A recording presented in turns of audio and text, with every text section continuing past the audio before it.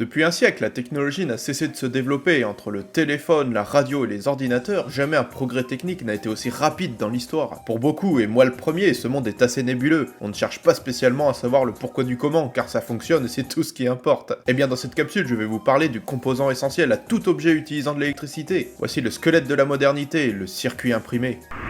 3, 2, 1, all engines running. Salut les jeunes, je suis Tillingast et aujourd'hui en autopsie des babioles électroniques. Que ce soit une cafetière ou un ordinateur de la NASA, ces objets partagent tous un même élément. Le circuit imprimé, ou PCB pour Printed Circuit Board en anglais, est une plaque qui maintient et relie électriquement des composants électroniques entre eux pour former un circuit complexe. Le premier concept du PCB provient de l'inventeur allemand Albert Hanson en 1903, qui a déposé un brevet pour un système de fil conducteur collé sur un papier de paraffine, un extrait du pétrole. Mais c'est en 1943 que les Américains utilisent pour la première fois des PCB dans la création de fusées de proximité pour la Seconde Guerre mondiale. Depuis, ce système a été perfectionné et est composé d'une ou plusieurs fines couches de cuivre gravées par un procédé chimique et qui sont séparées par un matériau isolant. Le plus souvent, il s'agit de résine époxyde renforcée par de la fibre de verre ou de papier, ce qui lui confère une grande solidité. Ok, c'est cool, mais comment ça fonctionne? Pour simplifier, voyez sa structure interne comme celle d'un bâtiment à plusieurs étages. Par exemple, pour un PCB à 4 couches, le rez-de-chaussée correspond à une bande de cuivre, puis nous avons le matériau isolant en guise de plafond, et ainsi de suite jusqu'au toit, qui est aussi en cuivre. Les couches peuvent et doivent s'interconnecter grâce à ces ponts en rouge que l'on nomme via. Le premier à gauche est un via traversant, il relie l'ensemble des couches. Le deuxième est un via borgne, il établit la liaison entre la couche externe et la couche interne. Enfin, le troisième est un via enterré qui relie deux couches internes. Les petits trous visibles en surface sont appelés pastilles, et ils permettent d'accueillir, grâce à la soudure à l'étain, les composants électroniques essentiels au bon fonctionnement de la carte, tels que des condensateurs, des résistances et bien d'autres, mais surtout des puces comme des microprocesseurs, qui sont le cerveau de tout circuit imprimé. De manière générale, les PCB sont rigides et solides, mais il existe des circuits imprimés flexibles fabriqués en polyimide, un polymère résistant. Les plus gros producteurs de PCB sont les Chinois, Taïwan et la Corée, et d'après The Business Research Company, le marché des PCB est d'environ 70 milliards de dollars en 2023, et ça ne fait que grimper. Si cette capsule vous a plu ou a appris quelque chose, n'oubliez pas de vous abonner et de clocher, vous connaissez la chanson. Quant à moi, je vous retrouve dans une prochaine vidéo. Salut les jeunes!